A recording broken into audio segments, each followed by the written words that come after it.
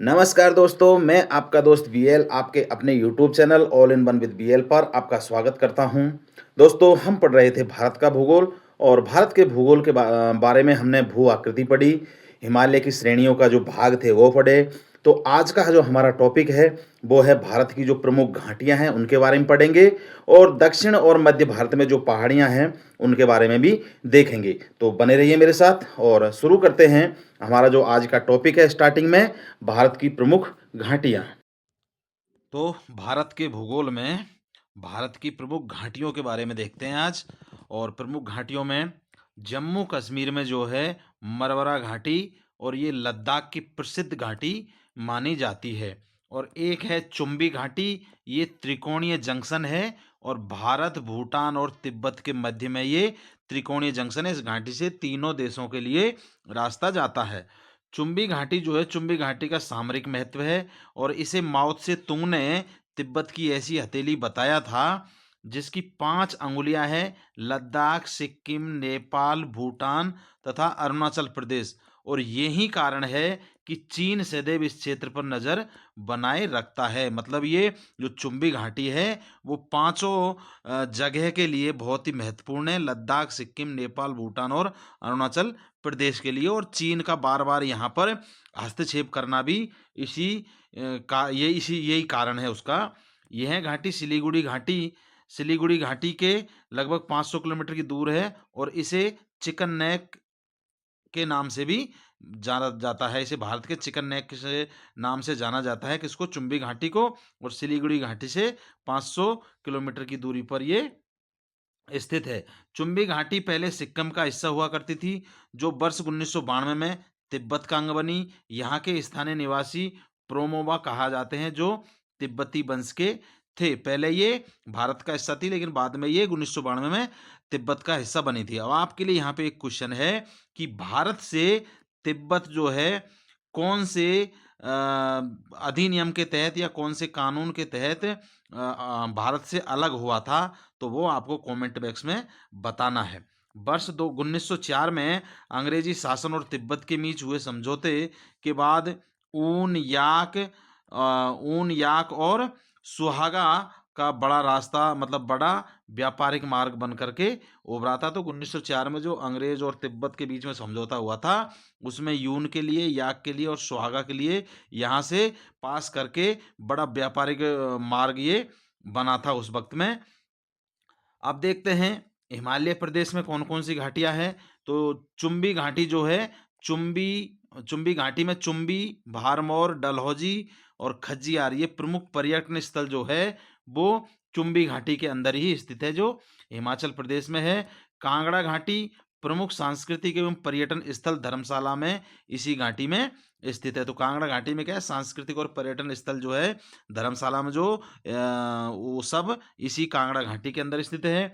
लाहुल घाटी है, इस घाटी से होकर ही चंद्र और भागा नाम की दोनों नदियां निकलती है। तो लाहुल घाटी से चंद्र और भागा नदी निकलती है। मालाना घाटी यह हिमालय प्रदेश में छोटा यूनान के रूप में प्रसिद्ध है, मतलब छोटे यूनान के रूप में मलाना घाटी कहा जाता है। स्पीति घाटी, तो स्पीति घाटी जो है बौद्धों का प्रसिद्ध तांबो मठ इसी घाटी में स्थित है।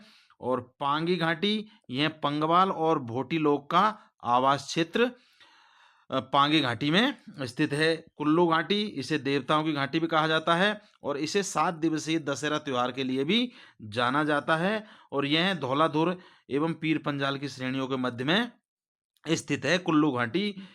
एक है सांगला घाटी, इसे क्या है, बासपा घाटी के नाम से भी जाना जाता है। तो सांगला घाटी को बासपा घाटी भी कहा जाता है। पार्वती घाटी, ये हिमाचल प्रदेश के कुल्लू में स्थित है और यह घाटी जो है हिंदू सिख तीर्थ यात्रियों के मणिकरण शहर जाने के लिए मार्ग प्रशस्त करता है, जो एक हॉट स्पॉट है। मतलब ये मणिकरण शहर जो है हॉट स्पॉट है और यहाँ से हिंदू और सिख यात्री जाते हैं। कहाँ से जाते हैं? पार्वती घाटी से। उसके बाद है कन्नौर घाटी। कन्नौर घाटी ये जो हिमाचल प्रदेश के उत्तरी पूर्वी भाग में स्थित है और तिब्बत की सीमा के समीप में है। और यह हिमाचल का अंतिम गांव कौन सा है? चिटकुल के लिए मार्ग प्रदान करती है। मतलब इसी घाटी से चिटकुल के लिए रास्ता निकलता है। अब इसके बाद में उत्तराखंड की घाटियां देख लेते हैं। तो उत्तराखंड में कौन-कौन सी घाटियाँ हैं? दून घाटी, उत्तराखंड में दून घाटी, यह घाटी शिवालिक, हिमालय एवं लघु हिमालय के मध्य में स्थित है। जो कल आपको हिमालय के भाग बताए थे, वो है शिवालिक हिमालय और लघु हिमालय। तो ये दून घाटी दोनों मतलब शिवालिक हिमालय और लघु हिमालय के मध्य में स्थित है।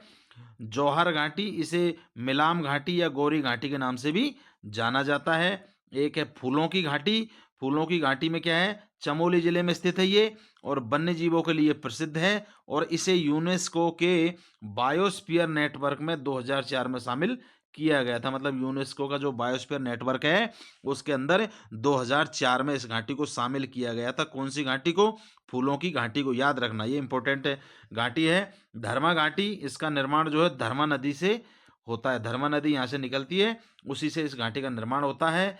एक है सौर घाटी, और यह घाटी उत्तराखंड के पिथौरागढ़ में स्थित है, और यहाँ पर कत्यूरी राजवंश का शासन हुआ करता था पहले इतिहास में। और जो अयोध्या से आए थे, जो कत्यूरी राजवंश के शासक थे, वो अयोध्या से आए थे, और यहाँ पर उनका शासन हुआ करता था। एक है नेलांग घाटी, तो भारत के उत्तराखंड राज्य के उत्तरकाशी जिले में स्थित गंगोत्री नेशनल पार्क में ये घाटी, नेलांग घाटी जो है, गंगोत्री नेशनल पार्क में स्थित है, और भारत चीन सीमा के निकट नेलांग घाटी है। और वर्ष 1962 में युद्ध के बाद में इसे नागरिकों के लिए बंद कर दिया गया था, लेकिन 2015 में पर्यटकों के लिए इस घाटी को पुनः खोल दिया गया था। तो नेलांग घाटी याद रखना है, ये उत्तरकाशी जिले में है, उत्तराखंड के में, गंगोत्री नेशनल पार्क में है, और भारत चीन सीमा के निकट जो तेलांग घाटी है, वहाँ पे है ये। और वहाँ पर मतलब तेलांग घाटी भारत और चीन सीमा के निकट है। 1962 में नागरिकों के लिए इसको बंद कर दिया था युद्ध के कारण, और 2015 में इसे पर्यटकों के लिए दोबारा खोल दिया गया था। अब देखते हैं कि नागालैंड में कौन कौन सी घाटी है। तो नागालैंड में घाटी देख लेते हैं, जुहू घाटी। तो भारत के पूर्वोत्तर राज्य नागालैंड में जंकु श्रेणी के पीछे जो पर्वत श्रेणी है नागालैंड की, उनमें एक जंकु श्रेणी है, उसके पीछे ये घाटी जुहू घाटी स्थित है। और जून एवं सितंबर माह में संपूर्ण घाटी जंगलों में के फूलों से ढक जाती है। मतलब यहाँ पर इस घाटी के आसपास में फूलों के पेड़ बहुत ज्यादा है, और जून एवं सितंबर में यहाँ पर बहुत ज्यादा फूल हो जाते हैं इस घाटी के अंदर। सिक्किम में कौन सी घाटी है? तो वो देखते हैं। तो सिक्किम में है यूथांग घाटी, और ये हो स्प्रिंग के लिए प्रसिद्ध है, और ये हैं रोडोडेड्रोन झाड़ियाँ व अन्य वनस्पति प्रजातियों से ढकी हुई है। तो ये भी कई वनस्पतियों से ढकी हुई है यूथांग घाटी भी। और आंध्र प्रदेश में कौन सी घाटी है? तो आंध्र प्रदेश में अराकू घाटी, और यह घाटी गलीगोंडा, राक्तागोंडा, सुक्रीमेट्टा एवं चित्तामोगोड़ी चित्तामोगोड़ी नामक पहाड़ियों से ढकी हुई है। मतलब इतनी पहाड़ियां इस घाटी के आसपास है, अराकू घाटी के आसपास में।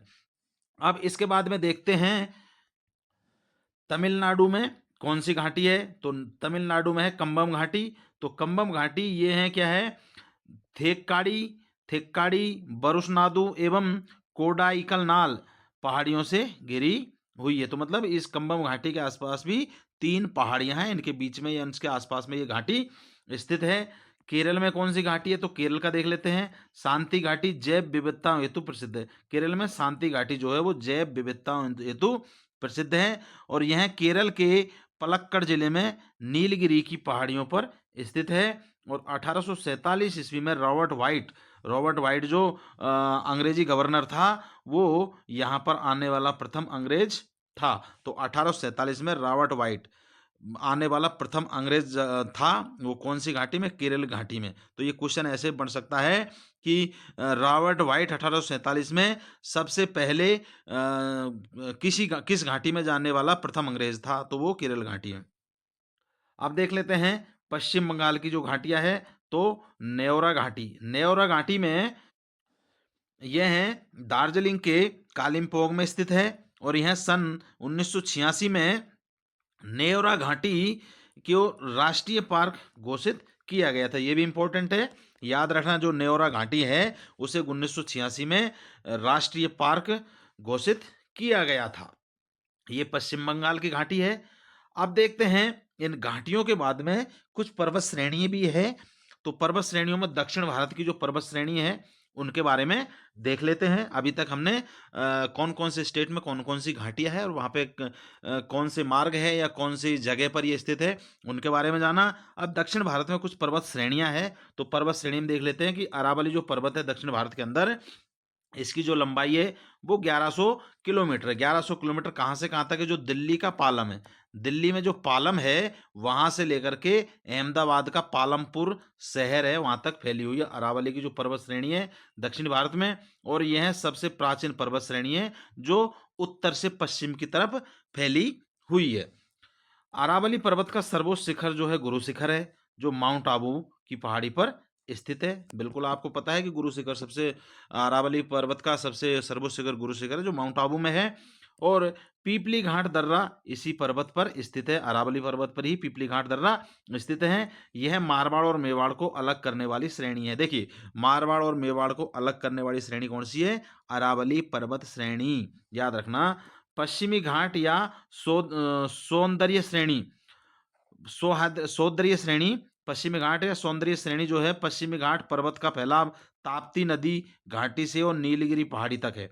जो पश्चिमी घाट पर्वत है उसका जो फैला हुआ है ताप्ती नदी से और नीलगिरी की पहाड़ी तक ये फैला हुआ है। और पश्चिमी घाट का एक भ्रंश कागार है। उत्तरी सह्याद्री का सर्वोच्च शिखर जो है कालसुबाई, उत्तरी सह्याद्री जो चोटी है पहाड़ी है उसका सर्वोच्च शिखर है कालसुबाई और इसकी ऊंचाई है 1646 मीटर। जबकि दक्षिणी सह्याद्री जो है, दक्षिणी सह्याद्री का सर्वोच्च शिखर जो है वो उसका नाम है कुंद्रेमुख और उसकी ऊंचाई है 1894 मीटर ये ऊंची है। तो उत्तरी सह्याद्री का सर्वोच्च शिखर कौन सा है? कालसुबाई 1646 मीटर ऊंचा। और दक्षिणी सह्याद्री का सर्वोच्च शिखर जो है कुंद्रेमुख है वो 1894 मीटर ऊंचा है। इसी श्रेणी की 4 प्रमुख दर्रे हैं। जो ये उत्तरी सह्याद्री की जो सह्याद्री श्रेणी है, इसके क्या है 4 शिखर है। ये सौंदर्य नहीं है, सह्याद्री है, याद रखना, ये थोड़ा टाइपिंग मिस्टेक हुआ है। तो जो सह्याद्री श्रेणी है उसके अंदर 4 दर्रे भी हैं। दर्रों के बारे में मैंने आपको कल बताया था। तो इस पहाड़ी में भी, इस श्रेणी में भी दर्रे हैं। तो एक है थलघाट। थलघाट दर्रा क्या है? नासिक को मुंबई से जोड़ता है, मतलब नासिक से मुंबई का रास्ता जाता है। और उसके बाद में है, एक है भौरघाट। भौरघाट मुंबई को पुणे से जोड़ता है, मतलब मुंबई से पुणे का जाने का रास्ता इस दर्रे से निकलता है। एक है पालघाट, यह केरल में स्थित है। और जो दक्षिण भारत के 2 शहर है कोच्चि और कोयम्बटूर, दोनों के बीच का रास्ता इस दर्रे से निकलता है, पालघाट दर्रे से। एक दर्रा है सैनकोटा दर्रा। सैनकोटा दर्रा जो है त्रिवेंद्रपुरम और मदुरई को जोड़ता है, मतलब त्रिवेंद्रपुरम और मदुरई के बीच का जो रास्ता है वो सैनकोटा दर्रा के अंदर से गुजरता है। तो ये 4 दर्रे भी आपको याद रखना है, जो कल दर्रों के बारे में मैंने बताया था। तो ये दक्षिणी भारत के 4 दर्रे भी स्थित है दक्षिणी भारत की पर्वत श्रेणी में। अब देख लेते हैं पश्चिमी घाट पर्वत पर ही, पश्चिमी घाट जो पर्वत पर ही भारत का सबसे ऊंचा जलप्रपात, भारत का सबसे ऊंचा जलप्रपात पश्चिमी घाट पर्वत पर, वो कौन सा है? शरावती नदी। शरावती नदी का गरसोप्पा, गरसोप्पा का मतलब होता है मतलब दक्षिणी भारत में महात्मा गांधी जलप्रपात। तो महात्मा गांधी जलप्रपात जो पश्चिमी घाट पर्वत में भारत का सबसे ऊंचा जलप्रपात है, वो गरसोप्पा शरावती नदी पर महात्मा गांधी जलप्रपात है। भारत और म्यांमार के बीच सीमा का निर्धारण करने वाली 3 पर्वत श्रेणियां हैं। जो भारत और म्यांमार के बीच में वो जो सीमा बनाती है वो पर्वत श्रेणियां हैं। तो वो है खासी, पटकोई और अराकान योम। अराकान योम, ये 3 पर्वत श्रेणी है। ये तीनों पर्वत श्रेणी भारत और म्यांमार के बीच की सीमा का निर्धारण करती है। पूर्वी घाट पर्वत में इसका विस्तार जो है उड़ीसा के तमिलनाडु तक है। और यह श्रेणी लगभग 1300 किलोमीटर लंबी है। 1300 किलोमीटर तक ये पूर्वी घाट पर्वत जो है फैला हुआ है। और पूर्वी घाट पर्वत का जो सर्वोच्च शिखर है, पूर्वी घाट पर्वत का जो सर्वोच्च शिखर है वो है जिनघागड़ा, जो 1690 मीटर ऊंचा है। और इसका जो दूसरा सर्वोच्च शिखर है वो है महेंद्रगिरी, जो 1501 मीटर ऊंचा है। मतलब ये 2 शिखर है इसमें। एक शिखर जिन घागड़ा है वो 1690 मीटर ऊंचा है और दूसरा महेंद्रगिरी है वो 1501 मीटर ऊंचा है। नीलगिरी पर्वतमाला के बारे में देख लेते हैं। तो नीलगिरी की जो पहाड़ियां है वो पश्चिमी घाट और पूर्वी घाट की मिलन स्थली है, मतलब पश्चिमी घाट की पर्वतमाला और पूर्वी घाट की जो पर्वतमाला है उनके बीच में ये नीलगिरी की पर्वतमाला पड़ती है। नीलगिरी का सर्वोच्च शिखर जो है डोडा बेट्टा है। नीलगिरी के पहाड़ी का सर्वोच्च शिखर है वो डोडा बेट्टा है, जिसकी ऊंचाई 2623 मीटर ऊंचा है। ये नीलगिरी का जो डोडा बेट्टा है शिखर है, और दक्षिणी भारत का दूसरा सबसे सर्वोच्च शिखर है ये। मतलब दक्षिणी भारत में दूसरा सबसे सर्वोच्च शिखर 2623 मीटर का डोडा बेट्टा है। लेकिन पहला कौन सा है? तो दक्षिणी भारत का जो सर्वोच्च शिखर है या चोटी है वो है अनाईमुड़ी। अनाईमुड़ी है 2695। तो दक्षिणी भारत का सबसे ऊंचा शिखर कौन सा हो गया? अनाईमुड़ी, और उसकी ऊंचाई है 2695। और उसके बाद में दूसरे नंबर पर है डोडा बेट्टा, उसकी ऊंचाई है 2623 मीटर। जो ये जो अनाईमुड़ी है जो अन्नामलाई की चोटी पर स्थित है, और अन्नामलाई पर्वत के दक्षिण में कोंडेमम कोंडेमम इलायची को कहते हैं, इलायची तो की पहाड़ियां भी केरल में स्थित है। मतलब साउथ में कल बताया था मैंने इलायची की पहाड़ियां, तो ये भी अन्नामलाई पर्वत के दक्षिण में ही केरल में स्थित है। अन्नामलाई पर्वत के दक्षिण में पालनी पहाड़ी का प्रसिद्ध स्वास्थ्यवर्धक स्थान है। कौन सा? कोडाईकलनाल, जो तमिलनाडु में स्थित है। जबकि ऊटी नीलगिरी की पहाड़ी पर तमिलनाडु में स्थित है। ऊटी भी क्या है? नीलगिरी की पहाड़ी पर है। और सेवराय पहाड़ियां भी तमिलनाडु में ही स्थित है। अनाईमुड़ी 3 पहाड़ियों का केंद्र बिंदु है। अनाईमुड़ी क्या है? 3 पहाड़ियों का केंद्र बिंदु है। कौन कौन सी पहाड़ियों का? इलायची, अन्नामलाई और पलानी, ये तीनों पहाड़ियों का केंद्र बिंदु अनाईमुड़ी है। अब देख रहे हैं मध्य भारत की जो पर्वत श्रेणियां हैं, तो मध्य भारत में क्या है? सतपुड़ा श्रेणी है। ये बैतूल का पठार, महादेवी पहाड़ी व गालिबगढ़ की पहाड़ी को अलग करता है। तो जो बैतूल का पठार जो है वो महादेवी की पहाड़ी और गालिबगढ़ की पहाड़ी को अलग करता है। मतलब दोनों पहाड़ियों के बीच में पठार है। आंतरिक पहाड़ियों में सतपुड़ा पर्वतमाला प्रमुख है। जो आंतरिक पहाड़ी है उनमें सतपुड़ा की जो पर्वतमाला है वो प्रमुख है। यह सतपुड़ा पहाड़ी महादेव पहाड़ी तथा मैकाल पहाड़ी का समूह है। ये सतपुड़ा की पहाड़ी जो है महादेव और मैकाल पहाड़ी का झुंड है, मतलब एक जगह पर समूह है। सतपुड़ा एक ब्लॉक पर्वत है जो नर्मदा और ताप्ती के मध्य में स्थित है। मतलब नर्मदा और ताप्ती नदी उसके मध्य में सतपुड़ा पर्वत है। सतपुड़ा पर्वत श्रृंखला का सर्वोच्च शिखर जो है धूमगढ़ है, वो 1350 मीटर ऊंचा है, और जो कि महादेव पर्वत पर स्थित है। मध्य प्रदेश का प्रसिद्ध पर्यटन पंचमढ़ी, पंचमढ़ी जो है मध्य प्रदेश का, ये भी धूपगढ़ के पास ही स्थित है। और सतपुड़ा पर्वत श्रेणी में नर्मदा नदी पर स्थित धुआंधार जलप्रपात भी स्थित है। मैकाल पहाड़ी का सर्वोच्च शिखर अमरकंटक है, और इसी से नर्मदा और सोन नदी निकलती है। तो अमरकंटक से ही नर्मदा और सोन नदी निकलती है। ये मैकाल की पहाड़ी पर सर्वोच्च शिखर है। इसके बाद में विंध्याचल पर्वत श्रेणी।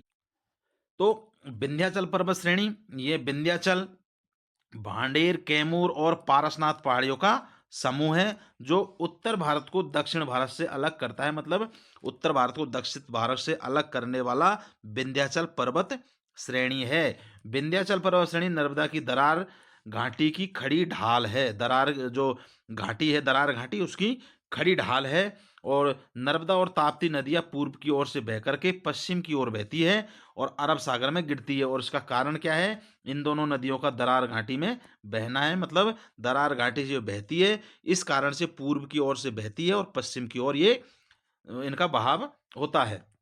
भारत के प्रमुख शिखर या चोटी कौन कौन से हैं जो हाईएस्ट है? तो माउंट एवरेस्ट। तो माउंट एवरेस्ट नेपाल और तिब्बत दोनों में है, और 8848 मीटर ये ऊंचा है। उसके बाद में माउंट K2 है जो भारत का सर्वोच्च शिखर है, ये 8611 मीटर ऊंचा है। एक कंचनजंगा है जो नेपाल और भारत दोनों में है, 8597 मीटर ये ऊंचा है। धौलागिरी जो नेपाल में है और 8172 मीटर ये ऊंचा है। नंगा पर्वत जो भारत में है 8126 मीटर ऊंचा है। और अन्नपूर्णा जो नेपाल में है 8087 मीटर ये ऊंचा है।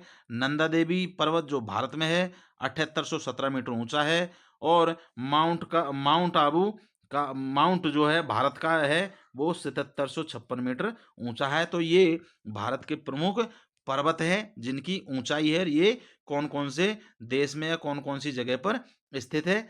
और इसके बाद में कुछ पर्वतों के बारे में, जो इनकी ऊंचाइयों को लेकर के कुछ तथ्य है। तो भारत का जो सबसे ऊंची चोटी है, भारत की सबसे ऊंची चोटी कौन सी है? Godwin Austen K2। सतपुड़ा के पहाड़ों की सबसे ऊंची चोटी है वो है धूपगढ़। और अरावली की सबसे ऊंची चोटी है वो है गुरु शिखर, जिसकी ऊंचाई 1722 मीटर है और माउंट आबू में ये स्थित है। पश्चिमी घाट एवं दक्षिणी घाट की सबसे ऊंची जो चोटी है वो है अनाईमुड़ी और नीलगिरी जो पहाड़ की सर्वोच्च ऊंची चोटी है वो है डोडाबेट्टा और नागा पर्वत की सर्वोच्च ऊंची चोटी है वो है सारामती और अंडमान निकोबार की सर्वोच्च ऊंची चोटी जो अंडमान निकोबार में स्थित है वो है सैडल पीक और छोटा नागपुर की सबसे ऊंची चोटी है वो है पारसनाथ और जिसकी ऊंचाई है 1366 मीटर। तो दोस्तों ये हमने आज ये भारत के अंदर जो घाटियाँ हैं उनके बारे में जाना और उसके बाद में जो दक्षिणी भारत में और मध्य भारत में जो पहाड़ियाँ हैं, जो चोटियाँ हैं सबसे ऊंची भारत के अंदर, उनमें जाना। मुझे आशा है कि आपको ये जानकारी पसंद आएगी और परीक्षा की दृष्टि से आपको ये महत्वपूर्ण होगी और इसको याद रखना जरूरी है। दोस्तों चैनल को सब्सक्राइब करके वीडियो को लाइक कर दीजिए और कॉमेंट करके अपने दोस्तों के साथ शेयर जरूर करना। अब मुझे दीजिए इजाज़त और मिलते हैं भारत के भूगोल के एक और इम्पोर्टेंट टॉपिक के साथ में। तब तक के लिए नमस्कार, धन्यवाद।